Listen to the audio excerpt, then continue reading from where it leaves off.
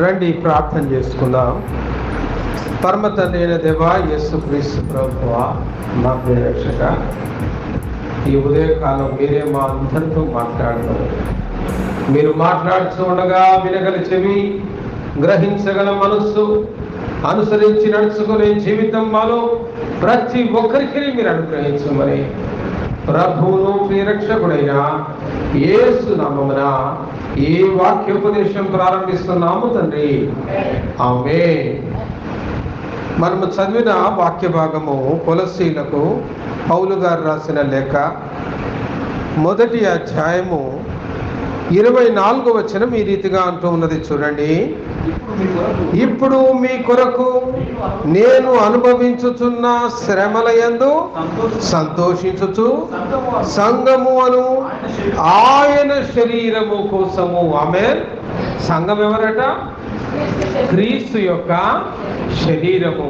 పౌలు గారు అంటున్నారు, సంఘము క్రీస్తు యొక్క శరీరం. ఆయన శిరస్సు. ఇప్పుడు ఆ శిరస్సుకు శరీరం కావాలి. ఆయన శరీరాన్ని నిర్మిస్తూ ఉన్నాడు. ఆ శరీరమే సంఘము. సంఘములో ఒక్కొక్కరు ఒక అవయములుగా ఉన్నారు. ఒక్కొక్క సంఘము ఒక అవయముగా నిర్మించబడుతూ ఉన్నారు. ఒక ఇల్లు కట్టాలి అని అంటే ఇటుకలు ఒక్కటి ఉంటే సరిపోదా? ఏమి కావాలి? ఇల్లు కట్టాలంటే చాలా కావాలి కదా. ఇటుక, ఇసుక, కంకర, ఇనుము, చెక్క, అవునా? ఎన్నో మరి ముడి పదార్థాలు అవసరం, ఎన్నో పనిముట్లు అవసరం, ఎన్నో రకాల పనులు చేసే వాళ్ళు కూడా అవసరం. ఒక ఇల్లు కట్టాలంటేనే రకరకాల వస్తువులు, రకరకాల మనుషులతో మరి అది కట్టబడ్డప్పుడు, దేవుని యొక్క సంఘం అన్నప్పుడు కూడా అది రకరకాల సంఘాలతో, రకరకాల వ్యక్తులతో అది ముడిపడి ఉంటుంది. అందరూ కలిస్తేనే అప్పుడు అది క్రీస్తు శరీరంగా మారుతుంది. ఒక ఏళ్ళుంటే సరిపోతుందిగా, 20 ఏళ్ళు అవసరమా? చేతికి 5 ఏళ్ళు, ఈ చేతికి 5 ఏళ్ళు, ఆ చేతికి, అంటే ఆఫ్టర్ ఆల్ ఒక మనిషికి నీకే 20 ఏళ్ళు అవసరం ఉన్నప్పుడు మరి క్రీస్తు యొక్క శరీరంలో అవయవాలుగా నిర్మించబడే వాళ్ళు ఎన్ని సంఘాలుగా స్థాపించబడాలి? అవునా? ఎంతమంది దేవుని సన్నిధిలోకి చేర్చబడాలి? అందుకే పౌలు గారు వివరిస్తూ ఉన్నారు, మనమందరము కూడా క్రీస్తు యొక్క శరీరమై ఉన్నాము. ఆయన శరీరము కోసము, సంఘమును క్రీస్తు శరీరము కోసము. జకర్యా గ్రంథము 9వ అధ్యాయం 16వ వచనంలో అయితే ఆ మాట ఇంకొక విధంగా రాయబడి ఉన్నది. చూడండి. నా జనులు యెహోవా దేశంలో కిరీటమందని రత్నముల వలె ఉన్నారు కనుక కాపరి తన మందను రక్షించున్నట్లు వారి దేవుడైన యెహోవా ఆ దినమున వారిని రక్షించును. హల్లెలూయా. యేసయ్యకే మహిమ కలుగును గాక. ఇక్కడ పౌలు గారేమో దేవుని బిడ్డలు క్రీస్తు శరీరముగా ఉన్నారు అంటే, జకర్యా గ్రంథములోనేమో నా జనులు అని ప్రస్తావించబడ్డది చాలా స్పష్టంగా కదండి. ఏమని రాయబడ్డది అక్కడ? నా జనులు. మనం ఎవరమాట? దేవుని జనులు. ఎవరమాట అండి? దేవుని జనులు, దేవుని ప్రజలు, నా సొత్తైన ప్రజలు అంటాడు కదా ఆయన. దేవుడు ఏమంటాడంటే, మనల్ని పట్టుకొని వారు నా సొత్తైన ప్రజలు, నా జనము, నా రక్తం ఇచ్చి విడిపించాను, నా రక్తం ఇచ్చి కొన్నాను, నా సొత్తు, నా సొత్తు, నా సొత్తు. బైబిల్లో ఎక్కడైనా చూడండి, ఆయన తన ప్రజలని నా సొత్తు, నా జనము అని పిలుచుకుంటాడు. మనందరికీ ఒక కేర్ ఆఫ్ అడ్రస్ అనేది ఒకటి ఉంటుంది. భూమి మీద బతకడానికి ఒక సోషల్ స్టేటస్. ఏంటి సోషల్ స్టేటస్ అంటే, వీడు ఫలానా దేశస్థుడు, ఫలానా రాష్ట్రానికి చెందినవాడు, ఫలానా ఊరివాడు, ఫలానా ఇంటి నెంబర్లో నివసిస్తున్నవాడు. అలాగే విభజన ఇంకా ఎలా చేస్తారంటే, ఫలానా కులం వాడు, ఫలానా రిజర్వేషన్ కలిగిన వాడు. ఇదంతా కూడా సోషల్ స్టేటస్ అంటే సాంఘికంగా మన యొక్క స్థితి. కానీ దేవునిలో మన స్థితి ఏంటి? క్రీస్తులో మన స్థితి ఏంటి అంటే, మీరు నా జనులు. ఆమేన్. దేవుడు ఏమంటూ ఉన్నాడు? నా జనులు, మీరు నా పోలిక, నా సొత్తైన ప్రజలు. నేను మిమ్మల్ని నా సొత్తుగా నిర్మించుకున్నాను, నా పోలికలో నిర్మించుకున్నాను, నా స్వభావ సారూప్యాలతో నేను మిమ్మల్ని నిర్మించుకున్నాను. దేవుడు ఎలా సృష్టించాడండి నరులను? దేవుని పోలిక కాదా మనం? ఆయన స్త్రీని గాను పురుషుని గాను, ఇద్దరు కూడా దేవుని పోలికే, స్త్రీని గాను పురుషుని గాను. అందుకే సమానత్వం అనేది మొట్టమొదట బైబిలే మనకు బోధించింది. ఆడవాళ్ళు తక్కువ కాదు, మగవాళ్ళు ఎక్కువ కాదు, ఇద్దరూ సమానమే, ఒక శరీరంలోని భాగాలే అని దేవుడు ఆ సమానత్వపు హక్కును దేవుడే నిర్మించాడు. దేవుడు స్త్రీని గాను పురుషుని గాను తన స్వభావ సారూప్యములో ఆయన వారిని నిర్మించాడు. అయితే ఒక శరీరంలోని ఒక్కొక్క అవయవానికి ఒక్కొక్క పని ఏ రీతిగా ఇవ్వబడ్డదో, మనలో ఒక్కొక్కరికి కూడా ఒక్కొక్క రకమైన తలాంతు ఇవ్వబడ్డది. ఎవరికి ఏ తలాంతు ఇవ్వబడ్డదో ఆ తలాంతు ప్రకారమే మనం దేవుని పరిచర్య కోసం వాడబడాలి. ఒకరికి పాటలు పాడే తలాంతు ఇవ్వబడ్డది, ఒకరికి ప్రార్థన చేసే తలాంతు ఇవ్వబడ్డది, ఒకరికి వాక్యము చదివే తలాంతు ఇవ్వబడ్డది, ఒకరికి ఆరాధన చేయగలిగే తలాంతు ఇవ్వబడ్డది. ఇవి దేవుడిచ్చిన తలాంతులు మనం ఎవరి కోసం వాడాలి? దేవుని కోసమే వాడాలి, దేవుని మహిమ కోసమే వాడాలి. కాబట్టి మనము దేవుని సొత్తైన జనులం. మనం ఎవరమటండి? మీరు నా జనులు అంటున్నాడు. తన మందను రక్షించునట్లు, కాపరి తన మందను రక్షించునట్లు వారి దేవుడైన యెహోవా ఆ దినమున వారిని రక్షించును. ఆ దినం అంటే ఏ దినం? ప్రతి ఒక్కడికి ఒక దినం ఉన్నది. దేవుడు అనుకున్న ఒక దినాన అద్భుతంగా వాడు రక్షించబడతాడు. రక్షణ గురించి మీరు ఎన్నిసార్లన్నా చెప్పండి, వాడు రక్షించబడడు. కానీ దేవుడు ఏర్పాటు చేసిన ఒక దినం వస్తుంది చూడండి, ఆ దినాన అద్భుతంగా వాడు ఏం చేయబడతాడు? రక్షణలోకి నడిపించబడతాడు. చిన్నప్పటి నుండి యేసయ్య గురించి విన్నా 20 ఏళ్ళకో 25 ఏళ్ళకో ఒక వయసు వచ్చిన తర్వాత అద్భుతంగా వాళ్ళు మార్పు వచ్చేస్తుంది. వాడికి ఒక పరిపక్వత వస్తుంది, ఒక జ్ఞానోదయం వస్తుంది. నేను క్రీస్తు బిడ్డగా మార్చబడాలి. ఈ లోకస్తులాగా నేను ఏం ఆలోచన చేస్తాను? లోకస్తులాగా బతకడం ఏంటి? నేను దేవుని సొత్తైన ప్రజ కదా, దేవుని పోలిక కదా. అయ్యగారు నాకు బాప్తిస్మం వేయండి అని ముందుకు వస్తాడు. కొద్దిమంది 15 ఏళ్ళకే ముందుకు వస్తారు, కొద్దిమంది 18 ఏళ్ళకు ముందుకు వస్తారు, కొద్దిమంది 20 ఏళ్ళకు ముందుకు వస్తారు. కాబట్టి ఒక దినమున మనం రక్షించబడతాం. దేవుడు మనల్ని విడిచిపెట్టడండి. ఒక్కొక్కసారి మన కుటుంబ పరిస్థితులు, ఆర్థిక పరిస్థితులు ఇక చచ్చితిరా అన్నట్టు అనిపిస్తాయి. కానీ ఆయన విడిచిపెట్టే దేవుడు కాదు. నిన్ను విడువను వాగ్దానం ఇచ్చాడు. విడవడండి, ఆయన విడవడు. ఏ పరిస్థితుల్లో కూడా విడవడు.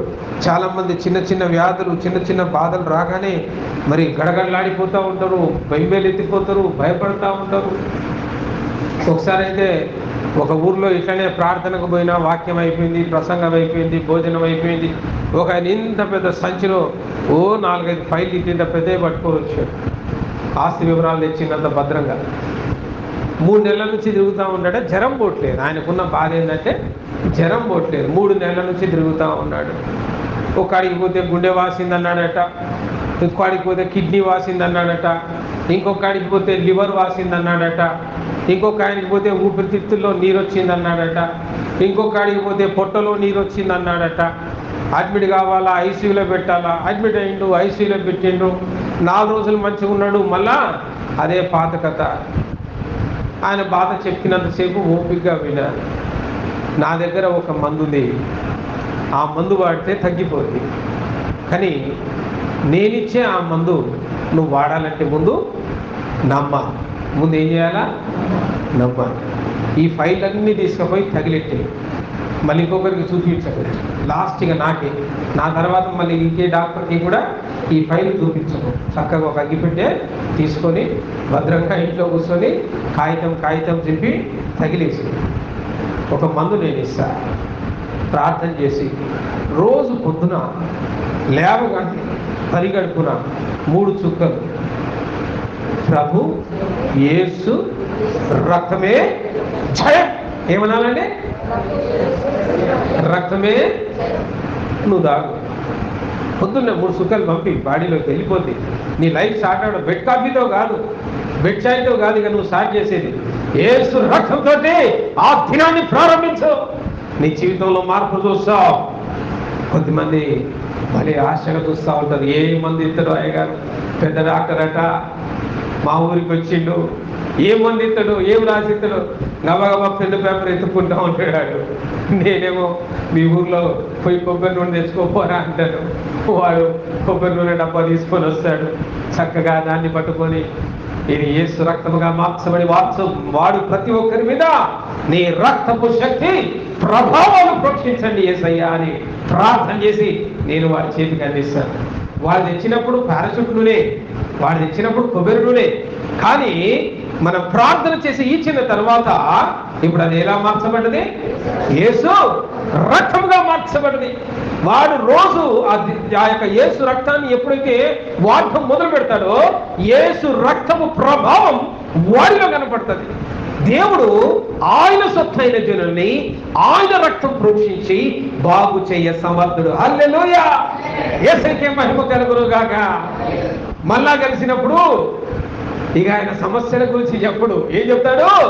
సాక్ష్యమే చెప్తాడు. ఆమేన్. అట్లా ఎన్నో సాక్ష్యాలు.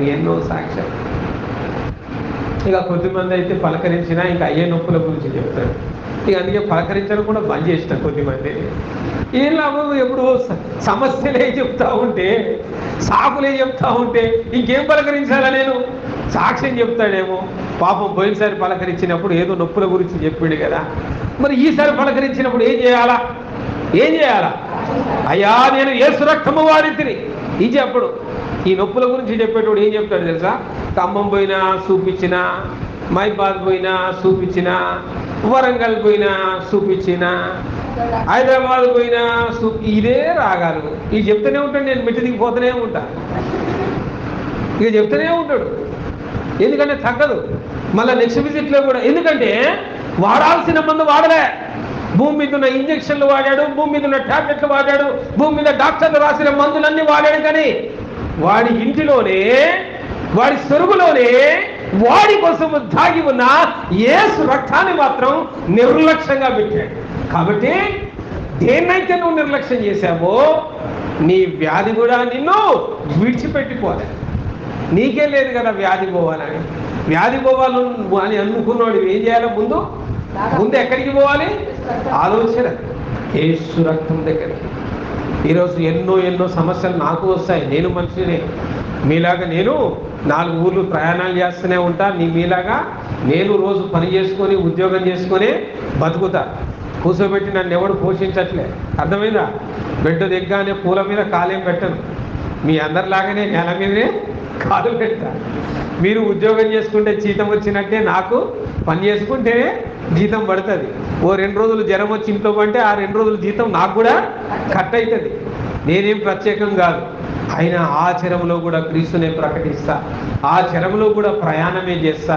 వ్యాధి వచ్చిందని అన్నడు ముక్కుతూ మూలుగుతూ దేవునికి కానీ దేవుని సన్నిధికి కానీ దూరం కానీ.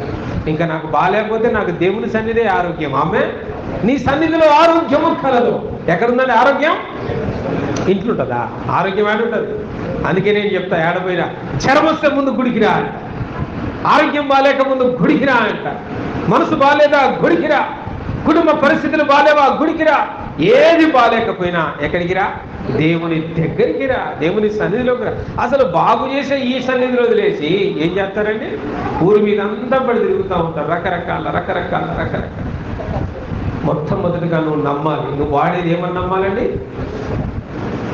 ఏమో ఉన్నదిగా పట్టు వేద్దాం. ఏముందిలే, ఇది అపనమ్మకము కాదు. ఇక అయినట్టుందిలే, అవిశ్వాసంతో కాదు. దేంతో అవుతుంది? సర్వశ్రేష్టమైనది. నువ్వు వాడే టాబ్లెట్ కంటే, నువ్వు వాడే ఇంజక్షన్ కంటే అన్నిటికంటే ఉత్తమమైనది.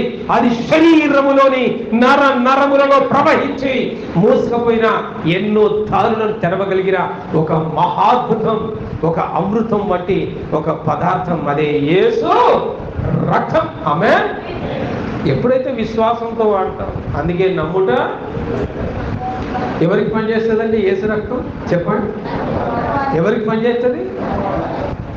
నమ్మనోడికి పనిచేయదు. ఉంటుంది, అందరి ఇళ్లలో ఉన్నట్టే ఉంటుంది, కానీ అది పనిచేయదు. ఎందుకంటే వాడు దానిని నూనెగానే నమ్మాడు, కానీ యేసు రక్తముగా నమ్మలేదు.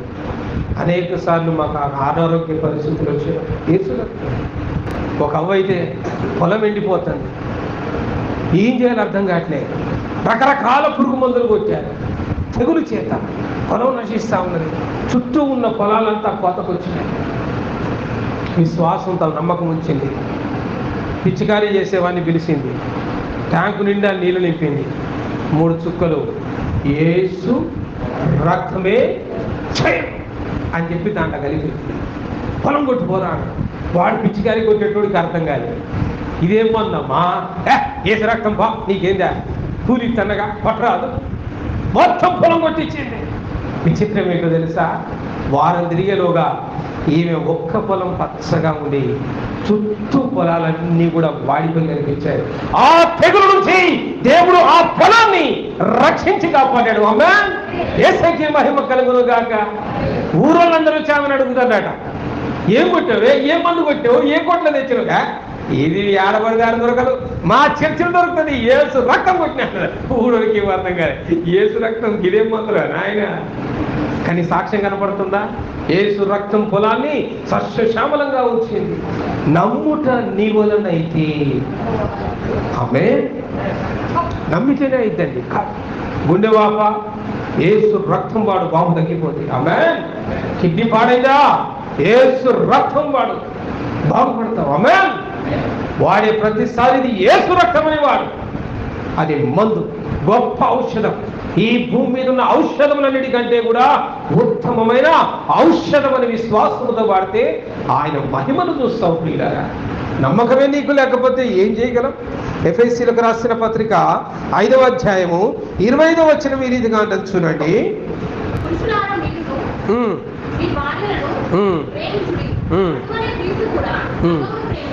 క్రీస్తు కూడా సంఘమును ప్రేమించారు. క్రీస్తు ఏం చేశారట? ఇప్పుడు సంఘం అంటే ఎవరు అనుకున్నాం? వాక్యం స్టార్ట్ కావడమే దేంతో స్టార్ట్ అయింది? సంఘం అంటే ఎవరము? ఆయన శరీరం. ఆయన శరీరం అంటే ఆయన జనులు, నా జనులు అని పిలుస్తూ ఉందా. దేవుడు ఆయన జనులను ఏం చేశారట? ప్రేమించను. ఏమనుందండి? ఆయన సంఘమును ప్రేమించారు. ఎంతగా ప్రేమించారంటే తన ప్రాణం ఇయ్యడానికి కూడా వెనకాడని. అది దేవుని యొక్క ప్రేమ. ప్రియులారా, ఆయన ప్రేమించిన జనులం మనం ఎవరమండి? ఒక్కోసారి భర్త తిట్టాడని, అమ్మ నాయనలే నాకు సరిగా చూడలేదని, అమ్మ నాయనలే నాకు పెట్టలేదని అంటూ ఉంటారు. చాలామంది పిల్లల్లో ఉన్న పొరపాటు ఏంటో తెలుసా? చిన్నప్పటి నుండి మా అమ్మ అంత మంచిది లేదు భూమి మీద, మా నాయన అంత మంచోడు లేదు, my daddy is my hero. టీషర్ట్ల మీద ఈ మధ్యలో పెద్ద పెద్ద లోగోలు కూడా వచ్చినాయి, my daddy is my hero. పిల్లలందరికీ డాడీ వాళ్ళ జీవితంలో first role model, first hero.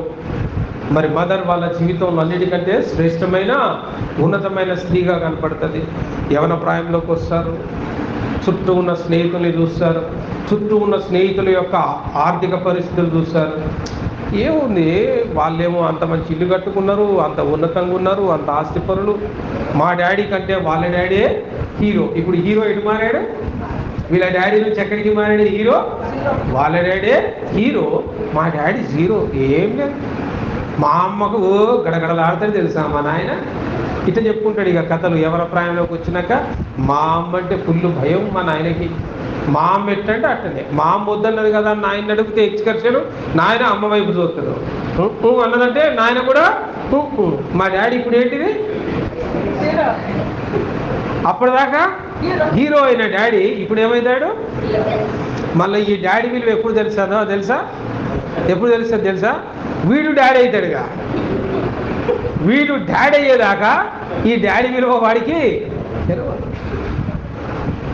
క్రీస్తు ఎంత గొప్పవాడో పిల్లలు ఈ వయసులో ఉన్నప్పుడు సండే స్కూళ్ళల్లో ఏసే పాటలు నేర్పించి ఏసే కథలు చెప్తా ఉంటే పిల్లలకు దేవుడు గొప్పవాడుగా కనిపిస్తాడు. వాళ్ళు యవన ప్రాయంలోకి వచ్చిన తర్వాత ఏసయ్య కంటే లోకంలో ఉన్న వాళ్ళంతా గొప్ప వాళ్ళుగా కనిపిస్తారు. మళ్ళా ఎప్పుడు ఏసయ్య విలువ మనకు తెలిసి వస్తుంది? మళ్ళా కష్టాలు, కన్నీరు, దుఃఖం, వ్యాధి, బాధ, బాధ్యతలు మన మీదకి వస్తాయో అప్పుడు. మనకు బాధ్యతలు వచ్చేదాకా మన తల్లిదండ్రులు మన కోసం ఎంత ప్రయాసపడ్డారో మనకు తెలియదు. ఒక తండ్రిగా నీ కోసం నువ్వు ప్రయాసపడతా ఉంటే, వామ్మ చిన్నప్పుడు నేను ఇన్ని తిప్పలు పెట్టినా మా నాయనే అప్పుడు గుర్తొస్తుంది. అర్ధరాత్రి 2 గంటలకు లేచి ఏడుస్తూ ఉంటే అవునా, అది ఎందుకు ఏడుతుండో అర్థం కాదు. అప్పుడు గుర్తొస్తుంది మా నాయన ఎన్నిసార్లు, నా తల్లి ఎన్నిసార్లు నిద్రగాసి మరి ఎన్నిసార్లు నన్ను మోసిందో. నా బాల్యంలో వాళ్ళు కాపాడకపోతే ఇప్పటిదాకా బతికుండేటోనా, ఏ పొయ్యిలో పడేనో, ఏ సాంబార్లో కాలు పెట్టేటోను కదా, ఏ టైర్ కింద పడేటోను, ఏ లారీ కింద పడేటోను, ఏ ట్రాక్టర్ కింద పడేటోను. ఊర్లో అటు ఇటు పరిగెత్తుతారు పిల్లలు స్పీడ్గా. ఏ హౌస్లా పడేటోను. ప్రాణం ఎప్పుడో కుటుక్కుమనేది. కంటికి రెప్పలా నన్ను కాపాడిన నా తల్లిదండ్రులు. అప్పుడు గుర్తొస్తుంది. అప్పుడు సారీ చెప్తామంటే నాయన ఉన్నాడు, అయిపోద్ది నాన్న జీవితం క్లోజ్. అప్పుడు సారీ చెప్తాం, అరే నా నాన్న గొప్పవాడు, నాయనని నేను తప్పుగా అర్థం చేసుకున్నాను, ఇంతకాలం మా నాన్న జీరో అనుకున్నాను, కానీ నిజమైన హీరో ఆయనే ఉన్నాడు, నాయన ఉన్నాడు. నాన్న ఉన్న సమయంలోనే ప్రేమించండి, అమ్మ ఉన్న సమయంలోనే ప్రేమించండి, వాళ్ళకి ఇవ్వాల్సిన గౌరవాన్ని వాళ్ళకి ఇవ్వండి. నీ తల్లిని నీ తండ్రిని నీవు సన్మానించు, అప్పుడు దీర్ఘాయుష్మంతుడు అవుతావు. ఆమె నువ్వు దీవించబడాలంటే ముందు నీ తల్లిదండ్రులు నువ్వేం చేయాలా? గౌరవించు. గుణగడం కాదు, తల్లిదండ్రుల మీద గుణగడం కాదు. అంతకు మనసు కష్టం ఉందంటే కూర్చొని మాట్లాడు, నీ తండ్రితో మాట్లాడు, నీ తల్లితో మాట్లాడు. నాయనా ఇగో నీ విషయంలో నాకు ఇది బాధ అనిపిస్తుంది, అమ్మ నీ విషయంలో నాకు ఇది బాధ అనిపిస్తుంది, మాట్లాడు, సమాధానపడు. అంతేగాని సమస్యల పాలు చేసుకొని నీ సమాధానాన్ని పాడు చేసుకొని దేవుని దృష్టిలో ఒక పాపిగాను, దేవుని దృష్టిలో నేరస్తుడుగాను నువ్వు మిగిలిపోకూడదు. ఒకవేళ పాపిగా మరణిస్తే, ఆ రాత్రే నీ ప్రాణం పోతే, ఇంతకాలం నీ భక్తి నీ విశ్వాసం ఏమైనట్టు? అది వ్యర్థముగా మునిగిపోయినట్లే. కాబట్టి ప్రియ సహోదరుడా, ఎఫెసీలకు రాసిన పత్రికలో అయితే పౌలు గారు చక్కగా అంటారు, క్రీస్తు కూడా సంఘమును ప్రేమించి, ఎంతగా ప్రేమించాడు అంటే భార్యాభర్తలు ఒకరినొకరు ప్రేమించుకునే దానికంటే ఉన్నతమైన ప్రేమ మన యేసు ప్రేమ. ఒక భక్తుడైతే రాస్తాడు, తల్లికుండునా ఆ ప్రేమ, కన్న తండ్రికుండునా ఆ ప్రేమ. ప్రేమిస్తారండి తల్లిదండ్రులు, ప్రేమించరని కాదు, కానీ ప్రాణం ఇచ్చేటంతగా ఎవరు ప్రేమించలేరు. ఆస్తులు ఇవ్వగలరేమో, ప్రాణం ఇస్తారా? ఇవ్వగలరండి, కానీ యేసయ్య ఇచ్చాడు. కాబట్టి యేసయ్య ప్రేమ కంటే గొప్ప ప్రేమ భూమి మీద మరి ఎవరి ప్రేమ కూడా లేదు. మలాకీ గ్రంథంలో 3వ అధ్యాయం 17వ వచనం అయితే ఈ రీతిగా అంటది, చూడండి, నేను నియమింపబోవు దినము రాగా వారు నా వారై నా స్వకీయ సంపాద్యమయ్యందరు. హల్లెలూయా, యేసయ్యకే మహిమ కలుగును గాక. మనం ఎవరమాట? ఆయన యొక్క స్వకీయ సంపాద్యం అంటే నీ సొంత సంపద. మన సంపదను మనం కాపాడుకుంటామా లేదా? నీకు పశువులో, బర్రెలో, లేకపోతే పొలమో, ఇల్లు, వాకిలో నీ సంపద అనేది కొంతున్నది. మంది వచ్చి నీ సంపదను మేస్తా ఉంటే పాపం పోనీలే అంటవా? నీ సంపదను నువ్వు కాపాడుకుంటావా? ఓ చిన్న బర్రె కూడా వస్తేనే నీ పొలంలోకి ఏ కర్ర పట్టుకొని అనిపిస్తుంది, హై హై హై అనుకుంటా కదా. ఒక్క ఆకు వేయనీయో నీ పొలంలోకి, ఎందుకంటే అది నీ సంపద, నీ స్వాస్థ్యం. దేవుడు తన స్వాస్థ్యముగా మనల్ని కాపాడుకుంటున్నాడు. మనం భయపడవద్దు. వ్యాధులు వస్తాయి, బాధలు వస్తాయి, భయపడవద్దండి. నేను అదే చెప్తాను, ఏ పరిస్థితి కూడా నువ్వు భయపడద్దు. నీ జీవితంలో చాలా పరిస్థితులు వస్తాయి, ఆర్థిక ఇబ్బందులు వస్తాయి, కుటుంబంలో గొడవలు వస్తాయి, కుటుంబంలో సమాధానం లేకుండా చేస్తా, అన్ని పరిస్థితులు నీకు వస్తాయి. దేనికి భయపడదు. ఎటువైపు చూడాలి? ఎటువైపు చూడాలి? పెద్ద మనుషుల వైపు కాదు, పోలీస్ స్టేషన్ వైపు కాదు, కోర్టుల వైపు కాదు, లోకస్తుల వలె, అన్యుల వలె, విశ్వాసం లేని, నిరీక్షణ లేని వారి వలె ఎప్పుడైతే నీవు ప్రవర్తించావో ఆ దినమే నీవు దేవునికి దూరమైన వాడు. నీకు ఎట్లా జరుగుతాయండి నీ జీవితంలో? దేవుని ఆశ్రయించకుండా ఈ లోకమును ఆశ్రయించినప్పుడు, దేవుని ఆశ్రయించకుండా లోకములోని అధికారులను, రాజులను ఆశ్రయించినప్పుడు దేవుని కార్యాలను జీవితంలో జరుగుతాయని నువ్వు ఎలా నమ్మగలవు? రాజులను నమ్ముట కంటే, అధికారులను నమ్ముట కంటే, మనుషులను, నరులను నమ్ముట కంటే యెహోవాను ఆశ్రయించుట మేలు. ఆమేన్. అంటే మేలే. ఇప్పుడు వీడు ఏం చేసుకున్నాడు? రావాల్సిన మేలు ఏం చేసుకున్నాడు? ఆ దినమున, బైబిల్ చెప్తూ ఉంది, ఆ దినమున. ప్రతి ఒక్కడికి ఒక దినం ఉందండి. దేవుడు ఆ దినాన్ని తన కార్యాన్ని చేస్తాడు. ఆ దినం వరకు ఓపిక పట్టాడు వీడు. ఇంకో 2 రోజులు, 3వ రోజు అయితే ఆ దినం వచ్చేదేమో. ఇంతకాలం నిరీక్షించాడు, 10 ఏళ్ళు నిరీక్షించాడు కదా, కరెక్ట్గా లాస్ట్ 3 రోజులు వాడు ఏం చేస్తాడు, బోర్ల పడిపోతాడు. దేవుడు చేద్దామనుకున్న పని వీడు ఇన్ని రోజులు అవుతుంది, మీరేం చేయట్లేదు, దేవుడు ఏం చేయట్లేదు, ప్రార్థన చేస్తున్నారు, ఏం కాలే, ఇక నేనేం చేస్తా, లోకస్తుల వలె లోక కార్యాల్లో పడి ఎవరిని ఆశ్రయిస్తాడు, మనుషులను ఆశ్రయిస్తాడు. యెహోవాను ఆశ్రయించుట నరులను ఆశ్రయించిన వాడు నాశనం అవుతాడే కానీ వాడు ఎన్నడూ కూడా బాగుపడడు, వాడు బాగుపడలేడు. దేవుని ఆశ్రయించాలి ప్రియులరా. జకర్యా గ్రంథము 2వ అధ్యాయం 8వ వచనం అంటారు చూడండి.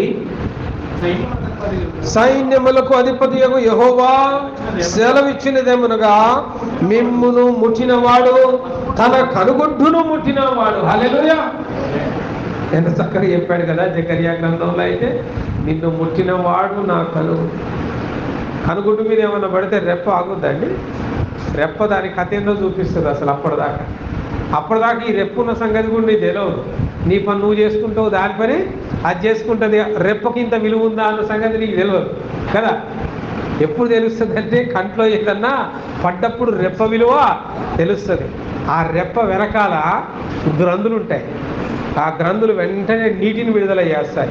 ఆ నీరు ఈ కంటిని శుభ్రం చేసి పడేస్తుంది. కంట్లో ఉన్న దుమ్ము, కంట్లో ఉన్న ధూళంతటినీ కూడా కడిగి బయటికి నెట్టేస్తుంది. అంత ప్రాపర్ మెకానిజం ఉంది అక్కడ నీ కనుగుడ్డు. ఈ కనుగుడ్డు పైన రెప్ప ఉంది కదా, ఈ రెప్పకు చాలా ప్రాముఖ్యత ఉన్నది. ఈ రెప్ప కొట్టుకుంటా ఉంటుంది, నీకు తెలవకుండానే ఎన్నోసార్లు అది కొట్టుకుంటా ఉంటుంది. నీ కంటి ఎండిపోకుండా, డ్రై ఐస్ రాకుండా నీ కంటిని అది ఎప్పటికీ పచ్చిగా ఉంచుతుంది. నీకు తెలవకుండా అది కొట్టుకున్నప్పుడల్లా క్లీనింగ్ అనమాట. కారద్దాలు వేసరి ఇట్లా క్లీన్ చేస్తుంది, ఆ వైపు సర్రని ఇట్లా క్లీన్ చేస్తుంది. ఇది క్లీన్ చేయకపోతే బ్లర్రే అంతా. ఇది చేస్తుంది కాబట్టి నీకు అర్థం కాదు. కానీ మంచిగా పచ్చిగా తేటగా ఉంటుంది, స్పష్టంగా ఉంటుంది, అన్ని చూడగలవు, చదవగలవు. ఇంత మంచి కనుగుడ్డును కనురెప్పను మనుషులు పాడు చేసుకుంటారు. ఎట్లా పాడు చేస్తారంటే మొబైల్ పాడు చేస్తుంది. మొబైల్ ద్వారా చాలా మంది కంటి సమస్యలు వస్తూ ఉన్నది అనమాట. దాన్ని బ్లూరే అంటాం అనమాట. అంటే మొబైల్లో ఉన్న బ్లూ రేస్ కంటికి తగలడం ద్వారా. ఇంకోటి కనురెప్ప పడితే ఏం మిస్ అయిందో మొబైల్లో అని, మొబైల్లో వీడియోలు చూస్తాడు కదా, ఇట్లా రెప్ప కొట్టే అంతలో ఏం పోద్దో అని ఇదే గుండెల్లో పెట్టి చూస్తూ ఉంటాడు. చూసి ఇక కరెక్ట్గా తినేటప్పుడు, మాట్లాడేటప్పుడు కళ్ళు మిటమిట కూడా కొడతా ఉన్నాడు. ఇట్లా తల్లికి అర్థం కాదు, ఏది రా కళ్ళు మిటమిట కొడుతాడు. ఏమన్నా రోగం వచ్చిందా, కంటి డాక్టర్ దగ్గర పోతాడు. డాక్టర్ చెప్తాడు ఇది రోగం కాదులే, వీడి కథలు వేరే ఉన్నాయి. కనురెప్ప కొట్టకుండా మొబైల్ చూసి నీ కొడుకు అట్ట. అప్పటిదాకా తల్లికి తెలియదు, పాపం తల్లి ప్రేమ కదా. వీడికి ఏమైందో తల్లి కంగారు పడతా ఉంటుంది. దేవుని వాక్యం అంటుంది, నీ కనుగుడ్డును ముట్టినవాడు నన్ను ముట్టినవాడు. ఆమేన్. వెంటనే బ్రెయిన్ స్పందిస్తుంది, పక్కన రెప్పకు ఆజ్ఞాపిస్తుంది, రెప్ప క్లీన్ చేస్తూ ఉంటుంది. ఆ రీతిగా దేవుడు నిన్ను కాపాడుతున్నాడని దేవుని వాక్యం అంటుందండి. యెషయా గ్రంథం 62వ అధ్యాయం 3వ వచనం అయితే, నీవు యెహోవా చేతిలో భూషణ కిరీటముగాను, నీ దేవుని చేతిలో రాజకీయ మకుటము. హల్లెలూయా. ఎంత మంచి మాట అన్నాడు కదా. నీవు దేవుని యొక్క చేతిలో భూషణ కిరీటాన్ని ఎడబడితే ఆడబడేస్తారండి.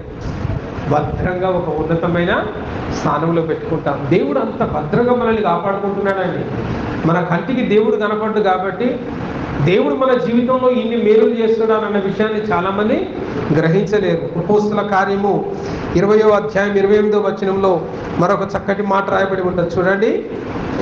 దేవుడు తన స్వరక్తం ఇచ్చి సంపాదించిన తన సంఘం. ఈ సంఘం ఎవరిదట? దేవుడు తన స్వరక్తమిచ్చి సంపాదించిన సంఘం. దేవుడు ఈరోజు నిన్ను నన్ను మనందరినీ పిలుస్తున్నారు ప్రియులారా, నా జనులు. ఏమని పిలుస్తున్నారు చెప్పండి? మనం ఎవరమట? దేవుని సొత్తైన ప్రజలం, దేవుని జనులం. ఆయన సంఘము, ఆయన శరీరంలోని వివిధ భాగములమై ఉన్నారు. కాబట్టి జీవితంలో ఎదురయ్యే పరిస్థితులకు, వ్యాధికి, బాధకు, కష్టానికి, కన్నీరికి, దుఃఖానికి ఎప్పుడు కూడా బెదరొద్దు, అదరొద్దు. ఏం చేయాలా? అదరను ఎప్పుడు, బెదరను ఎప్పుడు, నా యేసు నాకు తోడుండగా. ఏం చేయాలి మరి?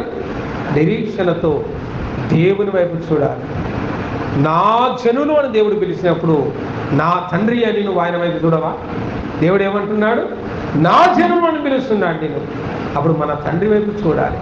తండ్రి మనకుండగా దిగులు ఏంటంటే, తండ్రి ఉన్నోటి జోలికి ఎవడన్నా రాగలరా? ఎవరు రాలేదు. తండ్రి లేడంటే పెద్ద దిక్కు లేదు కదరా, ఏదైనా చేద్దామని ప్రతి ఒక్కరికి కూడా కొమ్ములు వస్తాయి. కానీ పెద్ద దిక్కు ఉన్నట్టు ఎవడన్నా రాగలరా? ఎవడైనా చూడగలరా?